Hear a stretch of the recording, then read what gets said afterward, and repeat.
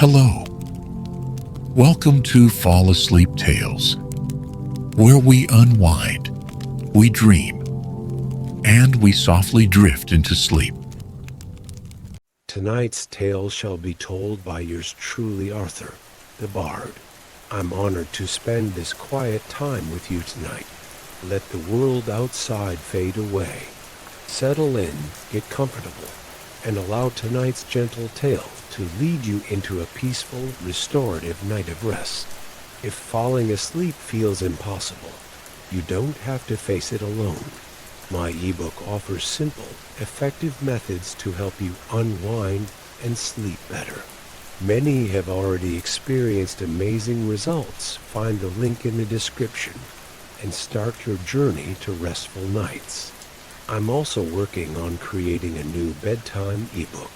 Would you prefer something focused on fairy tales, journaling, or coloring? Let me know in the comments. Tonight, we step into a world of candlelight and mystery, where music drifts through grand ballrooms and masked figures waltz beneath gilded chandeliers. Our story, The Mysterious Lady at the Masquerade Ball, follows an enchanting woman whose presence turns heads and whose identity remains an enigma. Who is she? Why does she remain hidden behind a delicate mask? And what secrets does she carry beneath the glow of the chandeliers? This is a tale woven with intrigue and elegance, wrapped in the warmth of a timeless mystery, one that will guide you gently into slumber. So take a deep breath, relax, and let yourself be transported to a night of whispered wonders and moonlit waltzes. Let's take a moment to settle in, to let go of any lingering tension from the day. Close your eyes if you haven't already, and let the weight of your body sink into comfort. Take a slow, deep breath in. Feel your chest expand as the air fills your lungs. And now exhale gently, releasing the breath like a soft whisper. Let your breathing fall into a steady rhythm. With each inhale, imagine warmth and peace flowing through you. And with each exhale, let any worries or restlessness melt away. This is your time to simply be. There is nothing to do, nowhere to go, only this moment, here and now. The soft lull of your breath, the stillness of the night, and the gentle story awaiting you. While you listen, know that you don't need to hold on to every word. The story will carry you gently, like a quiet breeze through a dream. And as sleep finds you, let the warmth of this tale wrap around you like a velvet cloak, guiding you softly into a night of deep, restful slumber. And now, without further ado, we step into the golden glow of the mysterious lady at the Masquerade Ball. The night unfolded like a dream, draped in the golden glow of candlelight and the hushed murmurs of anticipation. Beneath the vaulted ceilings of the grand ballroom, chandeliers shimmered, their crystals catching the flickering flames of hundreds of candles, casting ribbons of light that swayed and danced across polished marble floors. The scent of roses and warmed honey lingered in the air, mingling with the soft notes of violins that hummed through the hall like a lullaby. It was a night of mystery, a night of whispered laughter and stolen glances of lace and silk, of secrets hidden behind delicate masks. The masquerade was the most awaited event of the season, a gathering of noblemen and women, artists and poets, dreamers and wanderers, each adorned in their finest attire, each cloaked in the anonymity of the evening. For one night, names were forgotten, titles abandoned, and only the allure of the unknown remained. Yet among the swirling gowns and crisp-tailored coats, among the sea of feathers and sequins, there was one figure that held every gaze, one presence that seemed to move outside of time itself. She arrived without announcement, slipping into the ballroom like a whisper, her gown a flowing cascade of silver, its fabric catching the light as if woven from the stars themselves. A mask of deep blue adorned her face, adorned with the finest golden filigree, curving around the edges like ivy twining up a forgotten wall. She did not speak as she entered, nor did she call attention to herself, and yet the room turned to her as though the air had shifted with her presence. The masked lady, the unknown enchantress. No one knew her name. No one knew from where she had come, nor with whom she had arrived. The grand doors had never parted to reveal her entrance, nor had any carriage been seen outside bearing her crest. It was as if she had appeared from the very shadows, as if the night itself had conjured her from moonlight and mist. Whispers rose among the guests like ripples on a still lake. "Who is she?" One murmured, "Surely she is nobility." Another speculated, eyes tracing the delicate embroidery on the folds of her gown. "She moves as if she's been here before." A gentleman noted, watching as she drifted through the candlelit hall, her presence effortless, her steps light as falling snow. And yet, when asked, no one could say they recognized her. The men were captivated, the women intrigued, but no one dared to approach her, as if she were something too divine, too ethereal to be touched. She was an enigma wrapped in silk and mystery, a vision of beauty that held the room in quiet suspense. Near the grand staircase, a gentleman in a mask of dark emerald watched her with thoughtful curiosity. His name was Lucien Beaumont, a scholar by passion, an heir by duty, and a man who had long tired of society's endless repetition. These gatherings, though dazzling, had always felt predictable to him until tonight. There was something different about this woman, something in the way she moved, the way the air seemed lighter in her wake. He had never been one to chase after fleeting fascination, yet he felt drawn to her in a way he could not explain. The night carried on, and yet she remained an unanswered question. She did not mingle as the others did, nor did she seem to seek the attention that was so effortlessly placed upon her. Instead, she moved through the ballroom as though she were listening to something the others could not hear, as though she were following an unseen melody carried only by the wind. She touched nothing. She took nothing. She asked for nothing. And yet, she left behind a feeling of something just out of reach, something fleeting, yet impossibly important. Lucien found himself stepping forward, weaving through the sea of gilded masks and rustling silks, drawn toward her, as if she had placed a spell upon him. He did not yet know what he would say when he reached her, only that he needed to. But just as he neared, just as the air between them grew charged with unspoken words, the orchestra struck a new chord, and the waltz began. The moment was swept away with the first turn of the dancers, and when Lucien's eyes searched for her again, she was already moving, stepping onto the dance floor with the grace of a tide pulling away from shore. She had found a partner, an older gentleman in a midnight blue coat, whose mask covered half of his face. He bowed low, and she returned the gesture, allowing him to take her hand. The dance began, and the room held its breath. Lucien watched, his chest tightening with something he could not name. The way she moved, it was effortless, poetic. She did not simply follow the rhythm. She became it, as if she had been born in the music's embrace. Her gown shimmered with each turn, her mask remaining as still as the moon above, concealing whatever expression lay beneath. He had never seen anyone dance like that before, but there was something else, something hidden beneath the elegance. She was waiting, Watching. For what? He could not yet tell. The music swelled, and the dancers twirled, but her presence held steady, like the silent glow of a candle untouched by the wind. She was not like the others. She was something different, and Lucian was determined to know why. As the waltz came to an end, as the gentlemen bowed and the ladies curtsied, the masked lady stepped away from her partner, slipping once more into the crowd before anyone could stop her.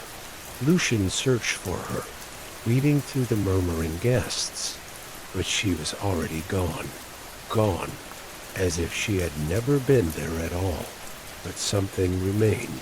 Near the grand staircase, where she had first entered, a single white feather lay upon the marble floor, catching the golden light of the chandeliers above.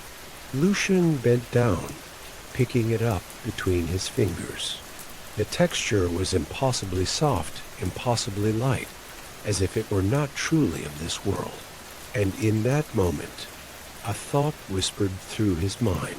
Had she ever truly been there at all? As the night carried on, as the guests danced and laughed, the question lingered like an unspoken secret in the air. Who was she? And why did she feel like something more than a dream? The music had softened now, giving way to the murmurs of guests, their voices woven with curiosity, admiration, and intrigue.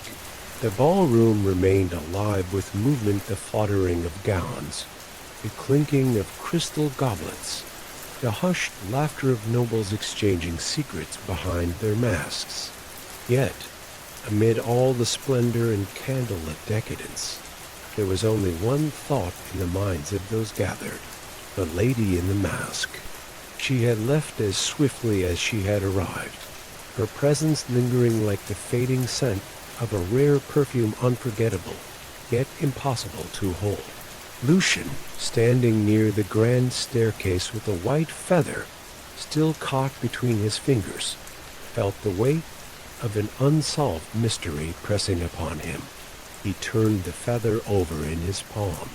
It was unlike any he had seen before, impossibly soft, its edges laced with a faint shimmer that caught the candlelight. A simple adornment from her gown, perhaps? Or was it something more?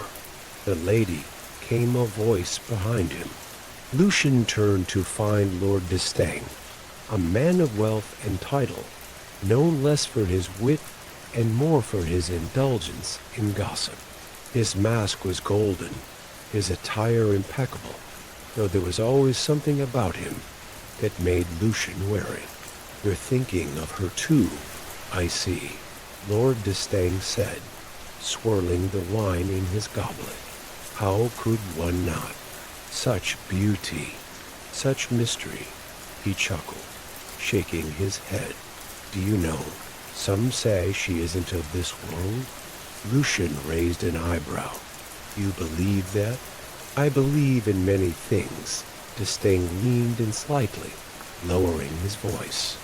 "It is said that once in a lifetime, at a ball such as this, a woman appears who does not belong to any house, any family, any city.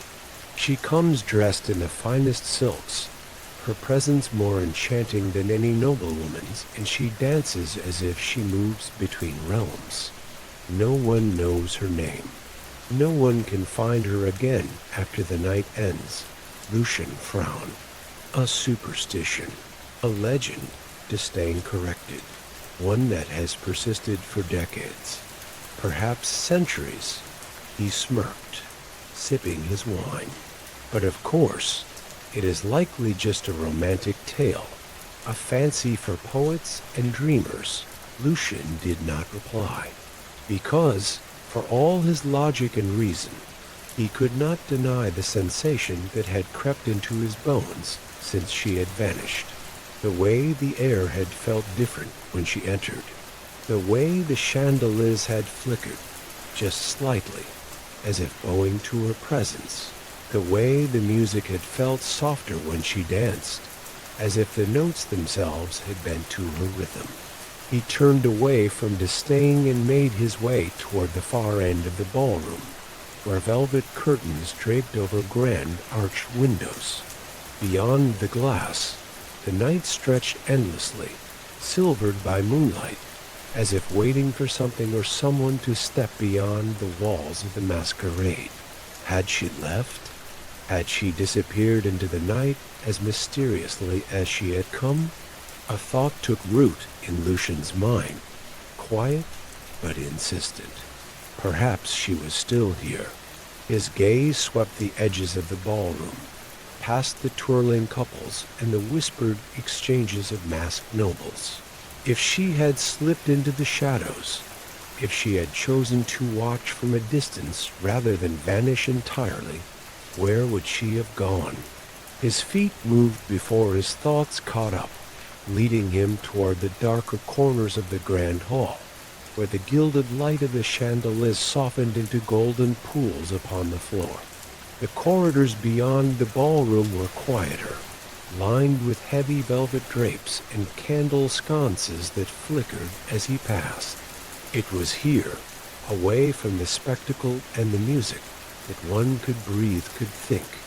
And then, just at the edge of his vision, he saw it. A figure.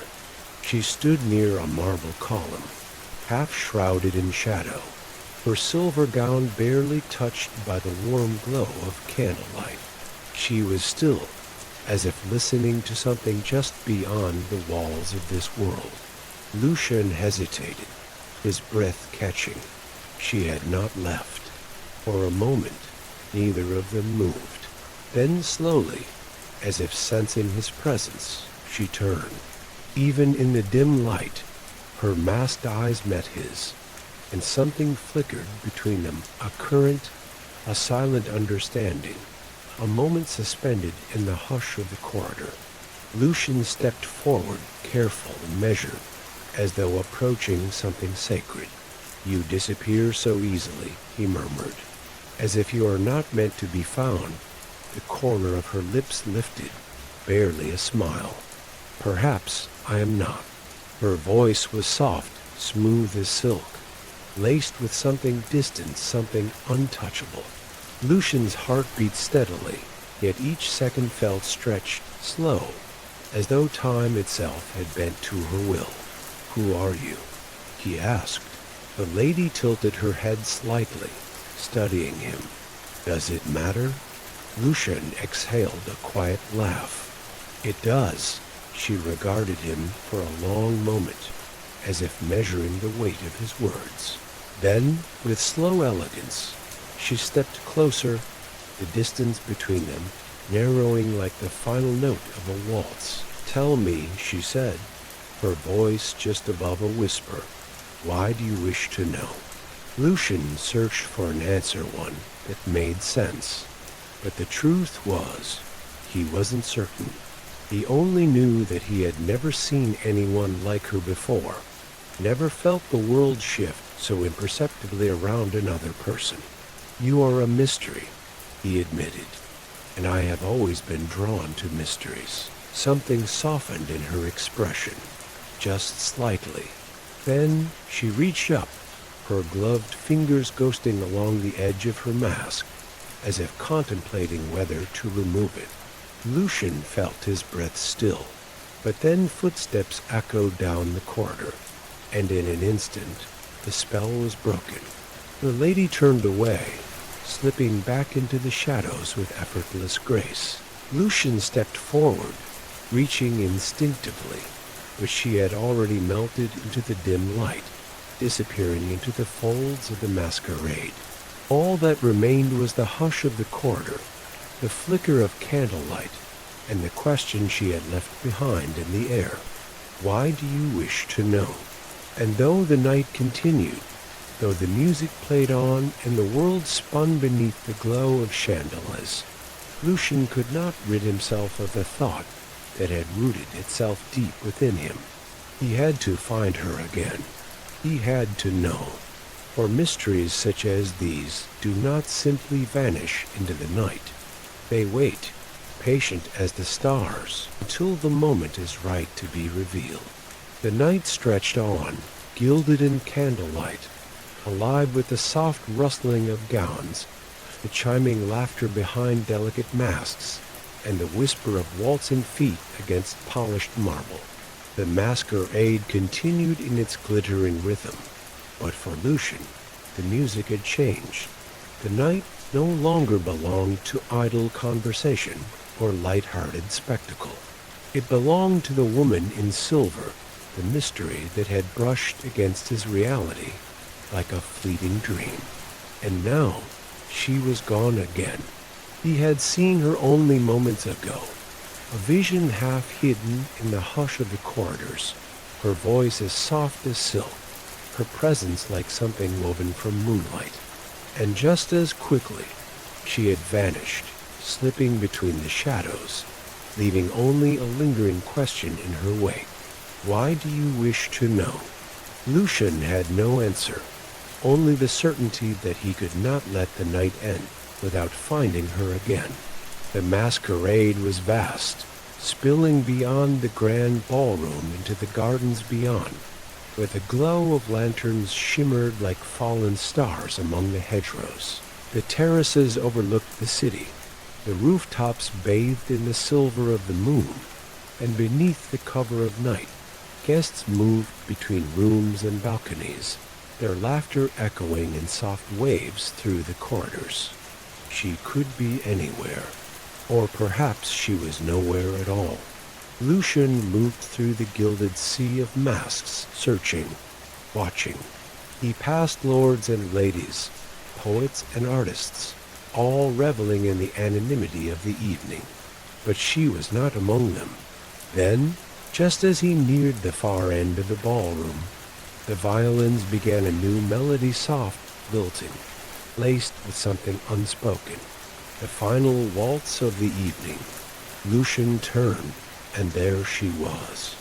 At the center of the ballroom, poised beneath the golden glow of the chandeliers, she stood like a figure from a dream, her silver gown flowing as if spun from mist, her mask catching the light with the faintest shimmer of gold. And she was waiting. The air shifted. Without thought, without hesitation, Lucian stepped forward, cutting through the murmuring guests, through the space that had seemed so vast only moments ago, now drawn into something singular, something inevitable. She turned her head slightly as he approached, as if she had expected him all along. Lucian did not ask this time. He extended his hand. She regarded him for a moment, and then, with the quiet grace of falling snow, she placed her fingers in his. The dance began. The violins swelled, the candlelight flickered, and around them, the ballroom dissolved into motion, couples moving in seamless harmony. But for Lucian, there was only the weight of her hand in his, the way she moved effortlessly with the music, as if she had always belonged to it. "Have you been watching me all night, my lord?" she murmured, her voice laced with quiet amusement. Lucian held her gaze, even as they turned with the waltz. Yes, the honesty in his voice seemed to catch her off guard. A flicker of something passed through her expression: surprise, curiosity, but it disappeared just as quickly, masked by a knowing smile. "Then tell me," she said, tilting her head slightly, "what have you seen?" Lucian considered his words. The answer was more than he could say in the space of a single dance. He had seen the way she moved as if she belonged to the air itself, the way she drew glances without trying, the way she lingered in the spaces where the light barely touched. He had seen the way the room bent subtly around her, as if time itself held its breath in her presence. But he only said, "Someone who does not wish to be found." She laughed softly. "And yet, here I am." Lucian tightened his grip just slightly as they turned, guiding her through the steps. For now, for a moment, the world seemed too slow, the music fading into something distant. The ballroom blurred, the figures of the masked guests nothing more than candlelit silhouettes. Lucian studied her, his pulse steady, waiting. If he asked her again who she was, would she answer? Would she finally tell him why she moved through this night, as if she existed only for its fleeting hours? But before he could speak, she did something he did not expect. She leaned in, so close that her breath brushed against his skin, so close that he could see the faintest glimmer of gold dust on her mask, so close that time itself felt like it had stilled beneath the chandeliers. She whispered, "The night is not over yet," and then, with the final note of the waltz, she slipped from his grasp. She turned with effortless grace, stepping away, weaving through the other dancers as though she had never been there at all. Lucian did not hesitate this time. He followed, but she was faster. She moved through the ballroom like a shadow on water, untouched, unseen, until she reached the grand staircase. And then, without looking back, she ascended. Lucian quickened his pace, ignoring the murmurs of the guests as he brushed past them, his pulse steady, his breath measured. He reached the base of the staircase just as she disappeared beyond the upper halls. She was leading him somewhere, a chase, a game, and he was more than willing to play. Lucian took the first step, following her into the unknown. Where was she leading him? And when the night finally ended, would she stay? Lucian ascended the grand staircase 2 steps at a time, his pulse steady, his mind focused. The ball, the music, the murmurs of guests all faded into the distance as he entered the dimly lit corridors above. She was leading him somewhere. The masked lady had moved with such purpose, her silver gown whispering against the marble floor, disappearing beyond the candlelit archways like a ghost slipping through time. Lucian followed, his footsteps light but deliberate, his senses keen to every flicker of movement. The corridor stretched before him, lined with towering windows that overlooked the city bathed in moonlight. The air was cooler here, quieter, as if the walls held their breath in anticipation.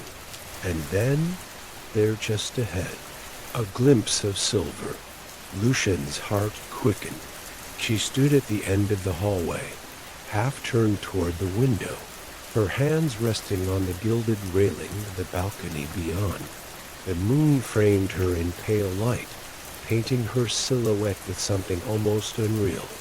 Lucian slowed his steps, as one would approach the edge of a dream, afraid that if he moved too quickly, she might vanish once more. But she did not move, nor did she turn as he reached her side. For a moment, they stood in silence, the only sound between them, the soft rustling of fabric as the wind moved through the open balcony doors. Lucian studied her in the moonlight, his gaze tracing the delicate mask that still concealed her features, the curve of her lips, the faint rise and fall of her breath. "You meant for me to follow," he said at last. A soft smile ghosted her lips. "Perhaps." Lucian exhaled a quiet laugh, his eyes never leaving her. "You could have vanished into the night, and yet you led me here." She tilted her head slightly, as if considering his words. "Tell me, my lord," she mused, her voice barely above a whisper. "Would you have let me disappear so easily?" Lucian did not answer right away, because they both already knew. "No," he admitted. At last, she turned to face him fully. The candlelight from within the corridor flickered behind her, casting shadows that danced over the contours of her mask, accentuating the mystery that clung to her like the delicate lace of her gown. Lucian had never been one for intrigue for the sake of intrigue, nor did he chase fleeting fascinations. But this was different.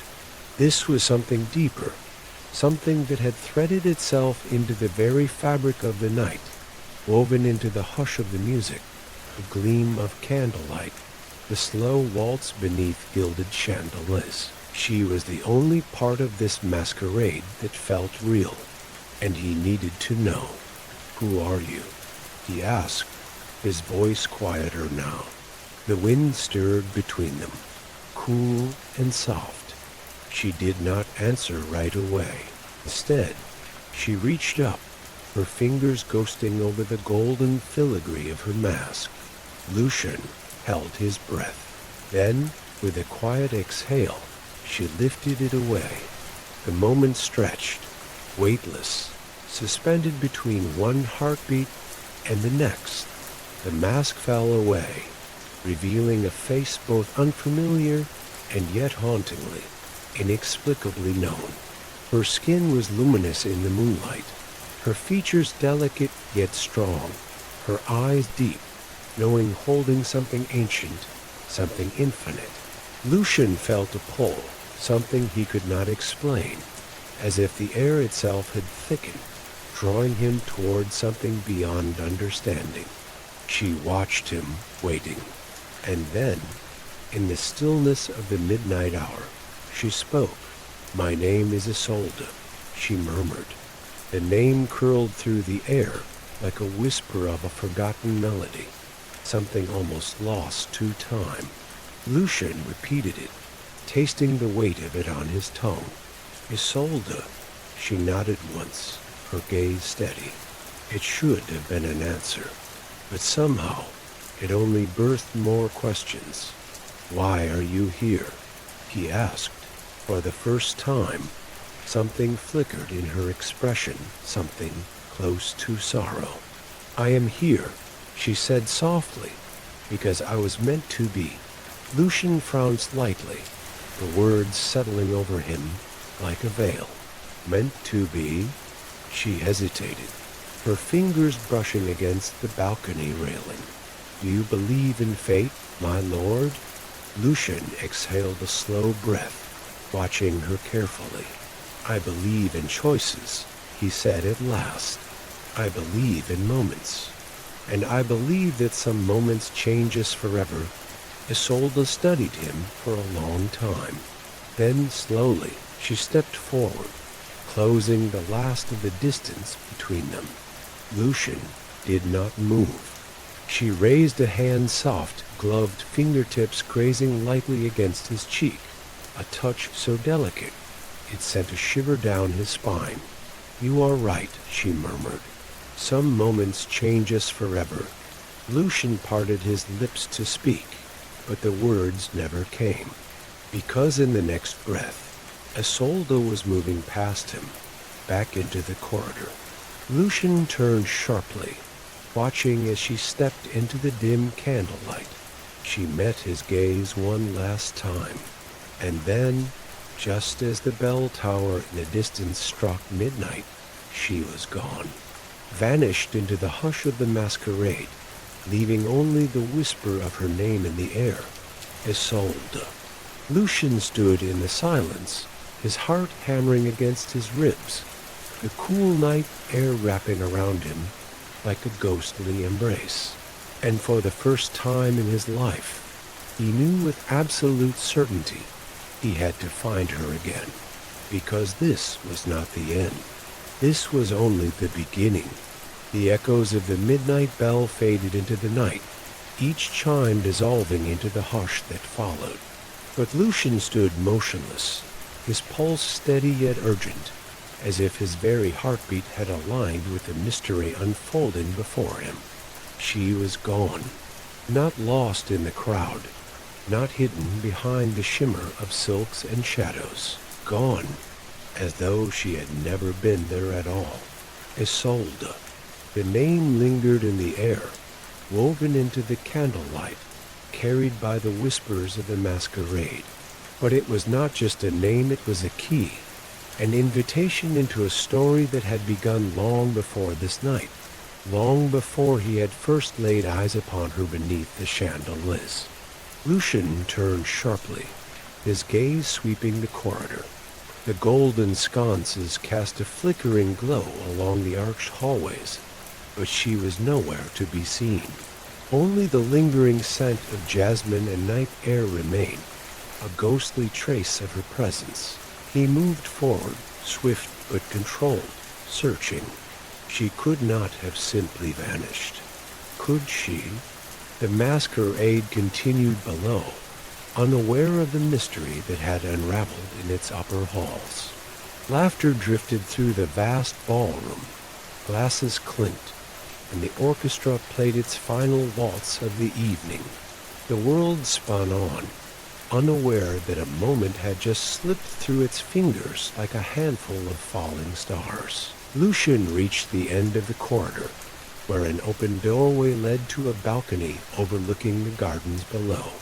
His breath hitched as he stepped outside, the cold night air meeting his skin, the scent of roses and damp stone rising from the paths below. And there, at the very edge of the balustrade, something fluttered, a single white feather. Lucian bent down, plucking it between his fingers. It was identical to the one he had found near the staircase earlier in the night, impossibly soft, its edges kissed with a faint shimmer. A feeling settled in his chest, something between wonder and dread. Had she been here? Had she leapt into the night like a phantom, dissolving into the air itself? Or had she simply stepped beyond his reach, into a world that did not belong to him? Lucian clenched his jaw, his grip tightening around the feather. No, he would not accept that. She was real. The warmth of her touch, the weight of her gaze, the way she had whispered his name, those were not the illusions of a fleeting dream. Isolde was real, and he had to find her. Lucian did not sleep that night. Long after the masquerade had ended, after the guests had departed into the velvet darkness, after the last candle had been extinguished, he remained awake, his thoughts tangled with questions that had no answers. By morning, he had sent word to every noble house in the city, discreetly inquiring about the mysterious lady in silver. He visited the dressmakers, the jewelers, even the masked artisans who crafted the most delicate disguises for the city's elite. None knew of her. No invitations had been sent in the name of Isolde. No noble family claimed her as kin. No carriage had arrived bearing a lady in a silver gown. It was as though she had stepped into existence only for that single night and then vanished into the wind. Yet, Lucian was not a man who abandoned a mystery. For weeks he searched. He walked the streets of the city at dusk, wandering through the marketplaces and gardens, scanning every face beneath the flickering lanterns. He lingered by the grand halls where masked dances were held, hoping perhaps foolishly that she might appear again, that fate would place her once more within his reach. But the city gave him no answers, and the white feather remained in his pocket, a quiet reminder that some mysteries refused to be unraveled. It was on a quiet evening, weeks after the masquerade, when the letter arrived. Lucian had been sitting by the window of his study, his thoughts tangled with the fading traces of that night, the scent of jasmine, the warmth of her hand in his, the way her lips had parted as if to tell him something before she had disappeared. Then a knock. His steward entered, a small envelope in hand, its wax seal unmarked. Lucian frowned, taking it carefully. The parchment was smooth beneath his fingertips, the handwriting upon it delicate, purposeful. He unfolded the letter, his breath catching as he read. "My lord, you search for me, but I was never meant to stay. Some souls belong to the night, woven into the spaces between seconds, where time does not linger and names are but echoes. I have walked through the world in many forms, but I was not meant to remain in any of them. You were never meant to find me, and yet you did. I cannot explain what was never meant to be understood, nor can I remain where I do not belong. But know this, I was real. That night was real. And if ever you hear the whisper of a waltz beneath an empty sky, if ever you find a white feather where there should be none, know that I have not gone far. Some mysteries do not seek to be solved, Lucian. Some simply wish to be remembered. Isolde Lucian exhaled slowly, his grip tightening around the letter as the words settled over him like a ghostly embrace. She was gone, and yet not. His gaze fell to the single white feather resting beside the letter on his desk, its edges still shimmering faintly in the candlelight. A waltz beneath an empty sky, a feather where there should be none. Lucian closed his eyes, listening to the quiet hush of the night beyond his window, and in the distance, faint as a memory, he could almost hear it, the soft strains of a violin, the whisper of silk against marble, the echo of a dance that had not truly ended. A slow smile ghosted across his lips. Some mysteries do not seek to be solved. Some simply wish to be remembered. And as Lucian sat in the quiet glow of the evening, with the feather resting in his palm and the memory of her name lingering in his thoughts, he knew he would remember, always